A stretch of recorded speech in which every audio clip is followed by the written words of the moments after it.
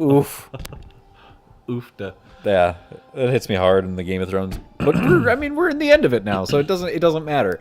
Every that's going to be interesting too. Is like once we actually know narratively how this ends and what it was all leading up to, it will be really interesting to go back and watch. Just because, Yeah, the stuff that they set up and they pay off. and even just like themes. Yeah. What kind of themes do they keep reinforcing from now that we have the full picture? You can look at beginning to end and you can say, like, what do they actually choose as their main points of the show, not just of season or episode or whatever, you No, know? exactly. Yeah, if they set things up, there has to be a really good payoff. And the first thing they ever set up was the White Walker threat, just looming beyond the wall, and now it's come back after the wall falls down. There has to be a good payoff for that, because it was the big thing. Like, what is this creepy creature killing these people and splaying their body parts out? And then it just gets into the politics and all this other schemes and shit, and you're kind of like drawn into that for the most part. And then these threats keep happening, and creepy stuff keeps happening beyond the wall. Nobody cares. Well, in the show, like you're watching, and like that kind of that's the first scene of the show is the attack on the from the White Walkers on those like three guys those that rangers, go up there. yeah. And then you keep watching the show, you learn about these new characters, you learn about the houses and their intrigues, and you start getting drawn into that. And then, like, every so often, whenever you go back to the wall, there's almost a little moment of like, oh yeah, there is another half of the show of like these guys almost in indentured servitude that are like, they're half police, they're half slaves, and they're half like convicts.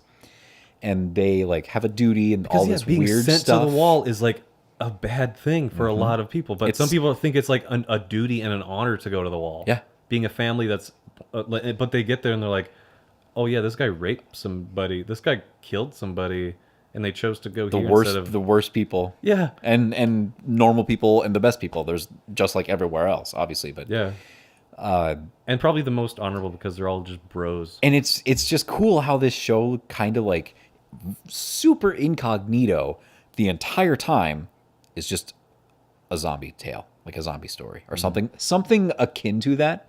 Because when it comes down to it, as we see now, the actual like or one of the big threats of the show, because right now you've got White Walkers and Cersei, which are like two sides of a coin, kind of just like adversary. But when it comes down to it, at the very end in the last season, one of our biggest threats is what the fuck do we deal with this army of the dead? And for the entirety of the show and the majority of screen time that it gets of all the intrigue, all the people that die, the wars that happen, doesn't mean a thing. And just like they say in the show, like none of this matters. Why fight amongst each other when we need to be thinking about how it's alive versus dead, and nothing else matters? And it's just kind of cool. That's why John's plight is so like a good connection to the audience. Like nobody really understands this better than John, that the threat is with the dead that can make anybody just succumb to their will. Like the dead can just kill and be risen, and you're with them, and you have no choice. And Cersei either doesn't fully understand that or willingly ignores that fact due just to her nature of, if it fucks over my enemies, so be it. You know what I mean? She sees it as like a good thing in certain situations. When there, and she literally, I think, says That's at why one she's point, like, she doesn't want to go help. She's like, Or let this- them fight, and then whoever wins will take over because their numbers will be lessened. somebody like the showrunners or somebody said like, oh yeah, she sees like these two armies as just canceling each other out. That in no way can happen. No. Well, I mean, like, If we do know that like they have ways of fighting back. So three things technically can happen in any scenario, really. Like, or in this kind of scenario, it's like either the living win. There's a kind of stalemate where they do kind of just cancel each other out, and most of the forces on either side die, and like the White Walkers don't all die, but they do lose like enough of their forces to matter or whatever, and the humans do too, and then we lose. Those are the three scenarios, and the most likely one is that we lose. So all that she's doing is just choosing the White Walkers, and she's just would die from that. Like, it's And Daenerys had a vision of the Great Hall of King's Landing, like the Red Keep, in ashes or some kind of snowfall too. Like in that vision where she saw Call and her unborn baby be on the wall I'm or gonna stop whatever. this real quick. Oh, sure. But yeah, like just the cool things that they set up that might be paid off, like her vision, like these weird occurrences, like the magic that Melisandre says to Varys, like I came back to die, or I'll come back to die. We're in this both land. gonna die in this land. We're both gonna die in this. Her strange bringing land. back John, like, Yep. and it's weird because you at the end, I think about this sometimes myself. I'm like, is it the case of in this world of Westeros and Planetos, which is their like actual planet that they're on? Is there only one set of rules or one set of magic that is interpreted in many ways, as in the new gods, the old gods, R'hllor, whatever have you, the green sight, three-eyed raven, all that kind of stuff, children of the forest? Is it all kind of just drawn from one power and different aspects of it are interpreted in these different ways? Or are there actually these different entities and powers moving throughout of those separate things I just listed? And it's weird to think like, who's the right one? Like, are we actually going to see more stuff from R'hllor that we've already seen of the smoke monster, her necklace, everything that Melisandre does basically, and her prophecies? And are we going to see Azor Ahai? Probably. Are we going to see Lightbringer? How much of that lore are we going to see? Why does it work? Is there actually a Lord of Light, or is it just like black magic that nobody actually understands, that they're just talking to demons and shit? Like, are they misinterpreting Lord of Light? The Children of the Forest and the Wargs and Green Sight and the Three-Eyed Raven. What the fuck is that? Is that like connection to God or something? Because that's almost above everything else, where Bran can like time travel and take over people and morgue into whatever he wants, basically. Like, why is that so much more powerful than everything else? And why is it connected to the Children of the Forest? Yada yada. Like, even the Ironborn and their drowned god. Yeah, there's a whole like Kraken, like what Cthulhu drowned mythos or around them. What is dead may never die, and like the fact that when they like go through the process of like choosing their leader, they have to drown, They die and then cough up. come back and cough up. That's what is dead may never die. Like they are essentially They're dead, but they're just choking. reborn, Yeah. from the sea and like by the drowned god. And if they don't, I guess, cough up the ocean, they would just die. They would die. Yeah. They would just drown. They would literally just drown, and not the opposite. And nobody gives them CPR. They just kind of like They do it just on their like own. watch if he can choke it up. Yeah. Or the many-faced god. Yep. Arya's How just death. Why and how does this work? And is There's it only actually one god. connected to? He has Is many there names, but only he's one? just death. He just wears many faces. Just like the seven, like all the old gods, maybe it's just this one god of death, and Arya is like the only one that's following the right one. We haven't had Game of Thrones up until this season for like about 2 years. Is that like about right? And then last week obviously was the premiere, and then this week it just hit me like as I was about to leave work. I was like, yeah, Friday, new Game of Thrones on Sunday. I forgot that now we're back into a weekly for 5 weeks only. Sad face, but it's like, oh my god, I get to actually anticipate new episodes of Game of Thrones now. This is incredible. Do you think they're gonna do like an epilogue episode? Probably not. Just end it and be done with it? They'll end it, let it end how it ends, and let the show speak for itself. Sure. You know what I mean? Yeah. Because That's what I liked about Breaking Bad, where it just ended. Yep. And you're like, good. There's no like epilogue, like what happened there, after. there is going to be a 7th episode that will air 1 week after. 1 week after, yeah. But it's like a special where the cast is getting together and doing more of like a roundtable Q&A type thing. Talking about their progression. And Exactly. Like, yeah. It's more of a discussion about the show than anything narrative. Yeah. Yeah. With like the. Which will still be interesting to watch, because I'm pretty sure that they're bringing like as many cast members back as they can, living or dead. So Ned's got to be back, because you'll get to hear some. honestly, my whole thing about Ned was that you could not go a season. Sometimes you could not go an episode without one character referencing Ned. It was pretty close to that, yeah. It's happened in Either every season. They They talk like about his referencing him honor. directly. They talk about his honor and how he was always a man of duty, and he's just an all around good guy. But he had that one That one slip up.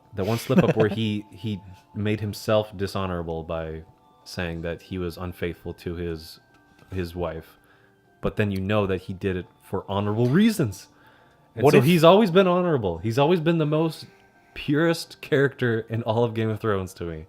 He's just this honorable guy. I don't know about that. That's just what I believe. You can believe whatever. No, for sure, I just for sure. say as a character, for me in that setting, he was the nicest, like strong-willed, like hard ass. Every single word that you're saying right now is describing somebody else in the show that I think exemplifies every trait better. Samuel motherfucking Tarly. He's That man is a solid as a rock beast. He is He's a a friend. absolute unit. He's a great friend. He's a good like guy to have behind your back. Like he's got you. He's the ultimate person to have in your corner. Yeah. Because Ned, if- I would just say he could be stubborn. Ned can be really stubborn, but he's like he always puts honor and like loyalty above anything else. Yeah. And that's Well, that's kind of like like how what he you was learn. kinda raised, That's what I you guess. learn in like the Night's Watch is like your brothers are just gonna be there for you. Like if you don't get along with your brothers, you're gonna die here. So either like get in with the program or just you're just gonna die. There's a subreddit called R Free Folk. Mm-hmm. And there's like two. I've read some of their stuff. Yeah. I've gone on there quite a bit. It's pretty fun. They're a fun little community. There's two Game of Thrones like subreddits basically that are Is the Free Folk the one that does the Robert Baratheon meme? yes, and it is beautiful. It is a sight to behold, like a Yep. gem of the internet. Where they call him Bobby B, Bobby B. and it goes to the extent where there's a bot in that subreddit called Bobby B Bot, Bobby B. Bot. and if anybody mentions Bobby B in their post, Bobby B Bot comments on the very next comment and makes a Robert Baratheon quote, and then it also like tags somebody That's else. not what empty or means. says something about like, and now his service has ended or some. It's so fucking funny to see because then somebody else will be like, oh look, Bobby B Bot doing his job, and then he comments again and he's like, yep, just doing my job, and like it just keeps going. And people make photoshops and post images, and I've seen so many that are really funny where like one of his lines where he says he's like, I'm surrounded by Lannisters everywhere around me, and somebody made an image of him in like the middle of a stairwell that kind of just like wrapped around and had this like banister going up on all sides, and he was in the middle just like, Bannisters. and they put the title as Bannisters everywhere I look. Yep. Oh. That's a good one. Or him being an omnipotent red eye, just like I've seen a gazing lot over the of those. horizon. And Yep, his Nani? fuck Ollie is a like Oh fuck Ollie. Yeah, is it's a rallying cry Yeah. of our free folk. They're called our free folk because a popular post on there is that we don't fucking kneel. Yeah. Fookin. Fucking Neil. Because kneelers, Kneelers, is their term that they've coined for people who browse r/Game of Thrones, who are just like, oh, I disbelieve this theory. I don't think like they're basically just like plebes in their mind. Oh, People who just watch the show and are like, yeah, Arya's pretty cool, I guess, and they don't like. Oh, they don't They add don't. anything They to don't the ship conversation. Brienne and Tormund. They don't really like buy into all the like hardcore shit where they're like, or they r/Free Folk are big proponents of Clegane Bull, as am I. there's. they just- I they think kinda even go the hard in the showrunners paint. are in the Free Folk too subreddit probably because they're definitely hinting at it like before this war's over, brother. You and I are gonna have a talk, Dude. And I think they are gonna. Oh my god, that'd be so cool. That'd be so amazing. Because I mean, a lot of people think that like in episode 3, there's 6 episodes. Episode 3, as we know, pretty much already is going to be the Battle of Winterfell, where it's the living versus the dead. It's the longest episode too. That's gonna be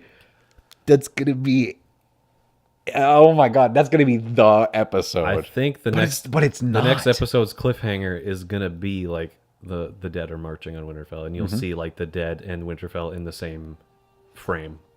I think that in the trailer that they released for episode 2, they Oh, showed the final scene where it's Tyrion up at the top of the wall with a couple people behind him. It's like nighttime and they're all looking out over the wall. Not the wall, but the wall of Winterfell where they're like oh yeah, like the castle, like barricade wall thing. battlement kind of Okay, thing. I think that's going to be the the final kind final like shot is of like cliffhanger shot. Tyrion, a bunch of other people up on the wall, like Dany, like Seeing, everybody's like a dragon maybe off in the distance. or just like they know that the dead are coming and they're ready.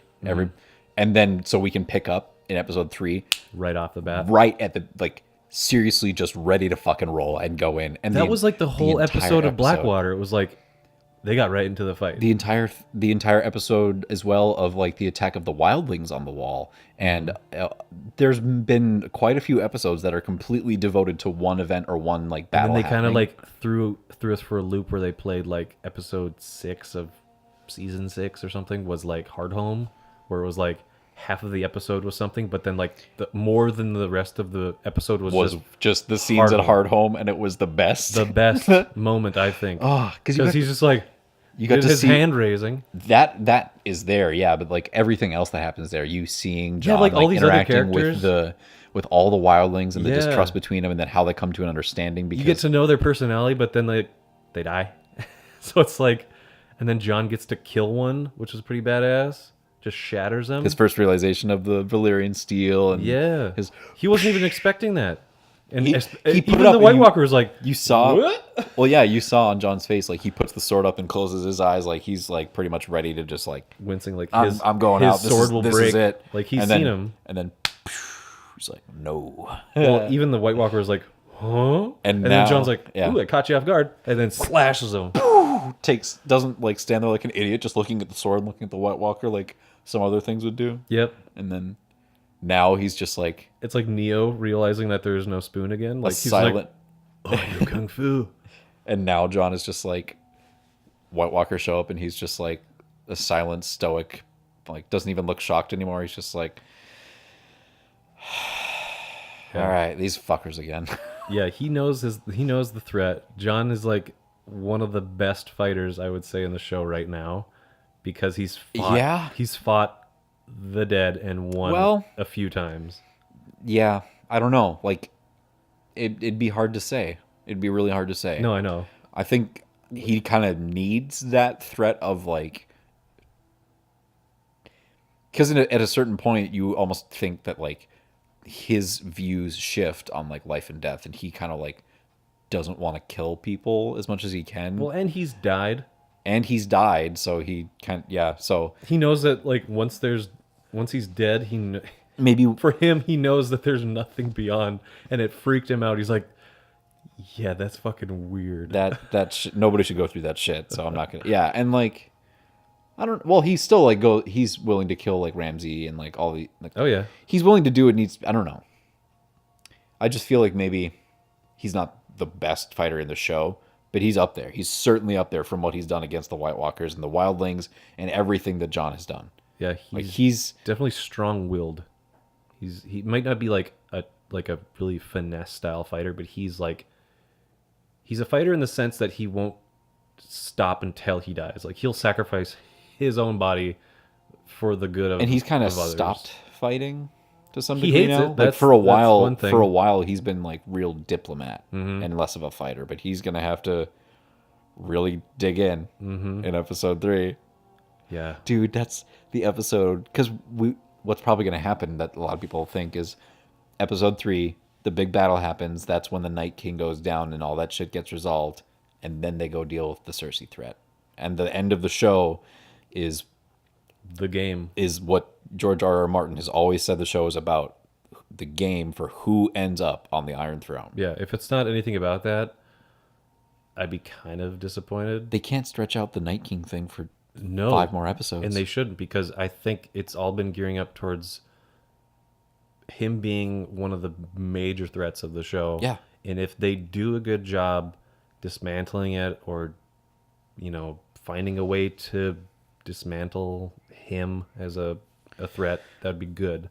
I think And then dealing with Cersei stuff, I think it might just go towards a conversation and not too much a diplomacy or another battle. the Cersei stuff is really up in the air. I don't think another battle No, is I in the don't think cards, another battle. but I can't say what would happen. But I can say that what probably won't happen is another battle. I hope. There's too many things, depending on who lives, like after the Battle of Winterfell and everything. Like it depends on who's left to go deal with the Cersei threat. Kind of what can happen, but so many things could happen that it's just kind of hard to like speculate. Mm-hmm.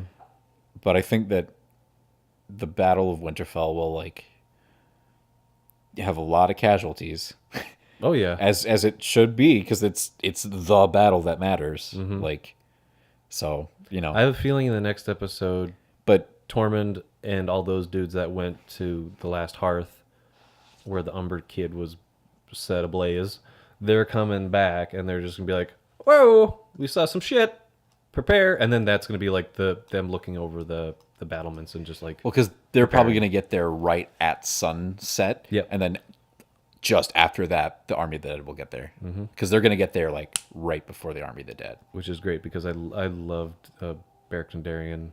I want him to go down just because he's lived and died enough. Yeah, he will. He's got a very specific mission. Oh, yeah, of of course. doing whatever he can to help take down the Night King. Yeah, because he that's thinks his- that that's that his is the deal. representation of the opposite of his god, the Lord of Light.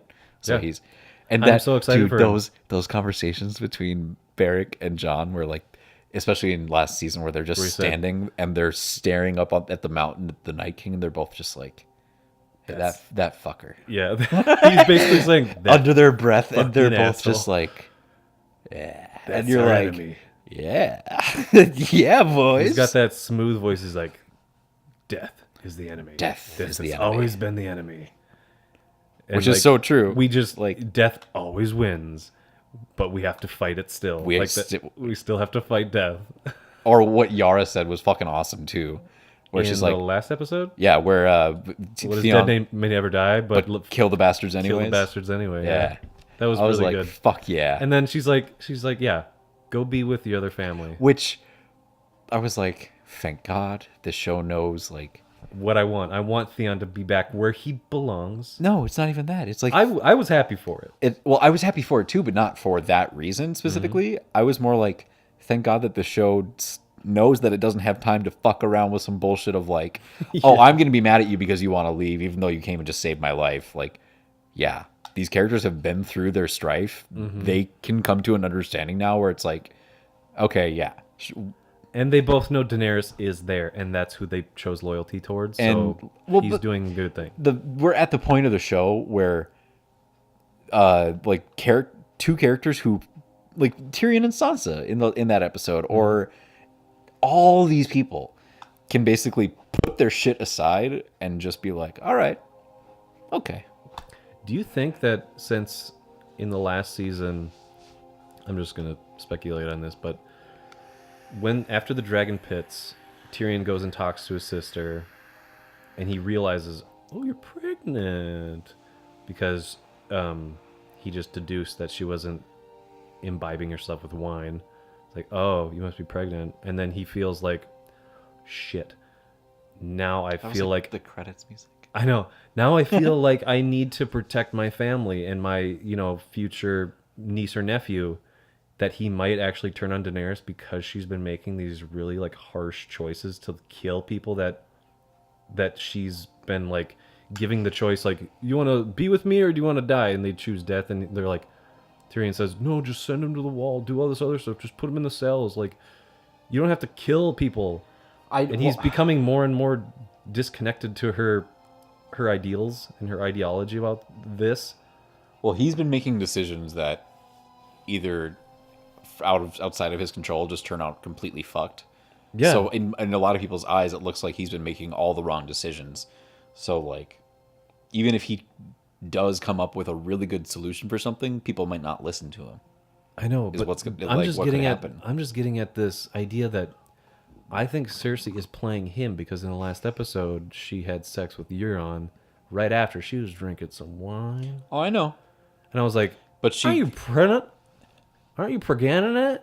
Like, what the in hell? this world, they could still just drink wine because that's the thing that they do. I don't know. But if she denied it from Tyrion, why is she doing it I know. now? Like without Tyrion there? I completely understand.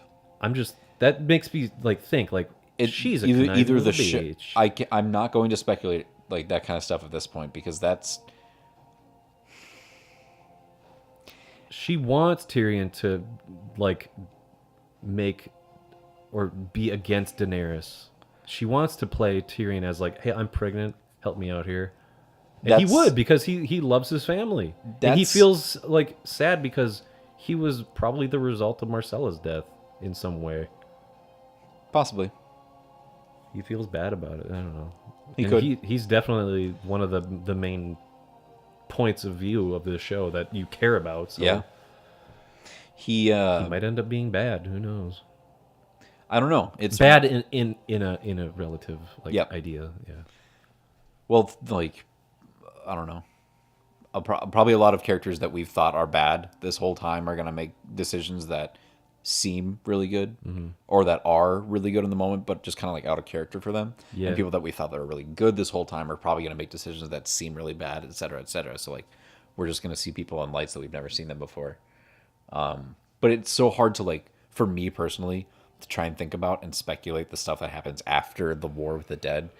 Yeah, it's kind of hard to really understand. So after many that. people are gonna fucking die, and it's really up in the air about who that could be. Because with this show, you kind of expect some people to be safe, but you can never be 100% sure. And it's just like, I gotta see what happens there, and then I can really start thinking about like Cersei and her baby. And the most that I think about that is that she ain't having no baby, whether she is or is not pregnant. I thought of this. She is too, not like, carrying a baby to full term, and like if it giving goes birth to a anything child. with the prophecy, like in the books, that technically you'll have this many children, you'll see them all die before you die, and your brother will kill you. I think she thought it was Tyrion that kills her, but honestly, it's going to be Jaime impregnating her and her dying in childbirth is the result of her brother killing her in a way. Not enough time has passed for her to die in childbirth, though. We don't know. There's still could be. Well, she some didn't. kind of, she didn't have like there was a no bump or bump anything. and that's why I'm still speculating. Like, she's probably not. Well, she probably is, but I really think that she's going to like miscarry or something like that. Like something like that is going to happen where just completely out of her hands, she's going to lose the child, and that's going to just put her over the edge, and she's going to snap, and that's probably going to happen like who knows? It could be something that like is related to like maybe when the Night King dies, like it sends out a pulse wave throughout all of Westeros that kills all the fetuses. Or What if it's Bronn that shoots her with a bolt of that crossbow in the stomach? No, because Lena Headey and that character I who know. plays, yeah, No, that's why I said it. Like Jerome Flynn and they can't have a thing they together. can't but have a scene together. they can shoot a scene separately With him and doing composite. this. Yep. Yeah, composite the footage. I see it in my head. She's blurry. He's there in No. the foreground. He's on the left side of the frame, fires it across to the right side of the frame, and then you see the bolt go. and then a cut. Yeah. You start from the left side with the bolt, and it hits her on the right, and she and it just. But it's like delayed a It's little bit. too- Like you see it come, and it like adjusts like an inch or a centimeter down, and it keeps going into Cersei, and she goes, And then it's in two separate rooms that are Yep. like different colors and all, and you're just like, "Wow, the places where The they chose, budget the is place where they chose to cut corners. yeah, I see it." Just because those actors can't get along. But I'm like, depending on the timing, I think that she's going to like lose the baby, and that's gonna put her into full, like we just tried to do, like 1000% fuck you Cersei mode, and she's gonna be like, everybody dies. She's gonna go Mad Queen Oh sure. from losing the Yeah. child. She's already getting to that tipping point. Like blowing up the sept. Well, and all that shit. and the thing of like that blowing up the sept was a big step towards that, and then Qyburn being like, he said terrible news. I don't think that was an affectation. I think Yeah, he's like, I think "Terrible that news." he thinks that that's terrible news. Yeah, he's like good. And then or she she- just goes good. Good. Whatever. Yeah. But Good to hear. I'm glad. The march or the dead are marching. Depending on who's still living. Like, let's, as a completely hypothetical what if scenario, let's say John, the Hound, Arya, Gendry, Jaime, and like a couple of other people, a handful of other people are left living from the war with the dead. Living, okay. And they're the ones that go down south to deal with the Cersei problem. That, like, if the Hound is still alive, you can have your Clegane Bowl. Yep. You can have Arya cross off the names still remaining on her list that are down south. You can have, like, all these different things. You can have the Jaime kill Cersei, or like, but those are all different It would be scenarios. so poetic if Jaime killed the Mad King and then he has to kill the Mad Queen. Yep. That would be perfect poetic justice right there. Like, he but, has to. But both things are selfless, the honorable, like, in the, maybe not honorable, quote unquote, but like the actual good thing to do is to kill that person. And he still gets shit for it. And like, yeah, I completely agree with you. But that's like a possible scenario of how some of this stuff could still happen.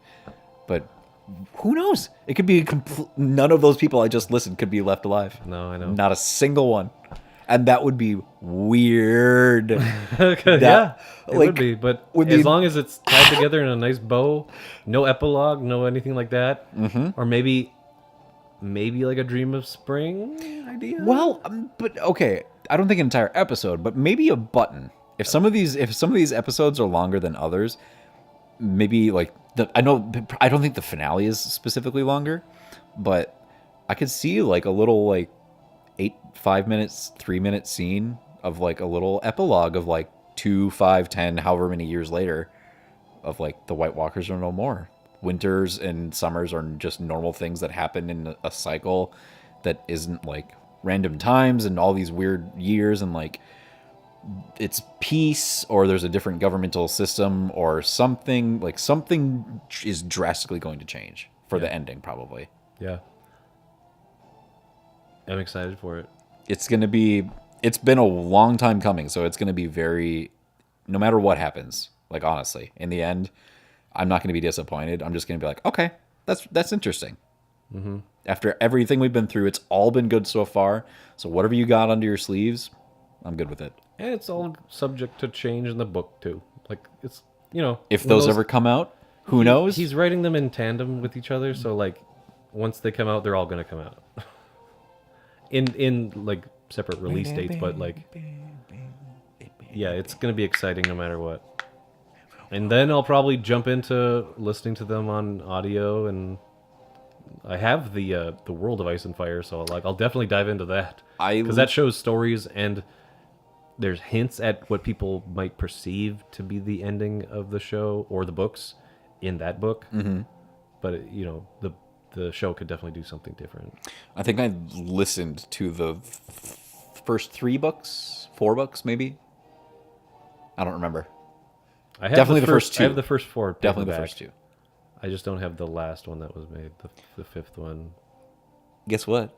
What? We still got a free digression session, just naturally. I know. That's good.